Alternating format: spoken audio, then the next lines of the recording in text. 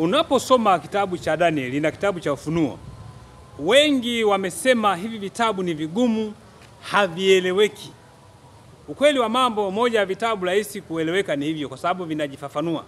Ingawa maandishi mengi yametumia lugha za mifano kuelezea wanyama, bahari, maji mengi, vitu kama hivyo. Kwa wengi wao wanafadhaika na hawajishughulishi. Sasa kwa mwanafunzi yote msomaji wa Biblia, ni muhimu pia kujifunza hivi vitabu, ni muhimu sana. Unakutana na fungu linasema kwamba akamuona mnyama wa ajabu, alikuwa na pembe 10. Alikuwa na pembe 10. Alafu baadaye unaambia ikatokea pembe ndogo. Sasa unaulizwa pembe ndogo ni nini? Ni lugha tu ambazo zimetumika, lakini ukweli zinajifafanua na zinaeleweka vizuri sana.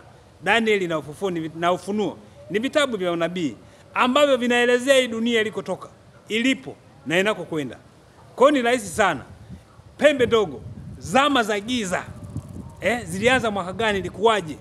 Watakatifu waliuawa. Kwa nini waliuawa? Ni muhimu pia tukajua haya mambo ili tujiweke tayari kwa siku za usoni, kwa sababu ya mambo pia yatajirudia tena.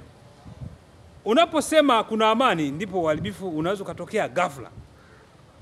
Pembe ndogo ilileta madhara na makovu yake mpaka leo tumeendelea kuyashuhudia. Watu waliokuwa na msimamo wa imani waliuawa.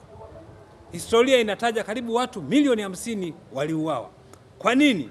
Kwa sababu hawakukubaliana na mfumo wa kibinadamu ambao ulikuwa unawataka wamwabudu mwanadamu na wasimwabudu Mungu wa mbinguni. Waligoma. Sasa huu mfumo pia utakuja kujirudia. Lini? Endelea kunifuatilia, nitaendelea kulitoa hili somo kwa upana na kwa namna ambayo utaielewa. Na Mungu akubariki unaendelea kunifuatilia.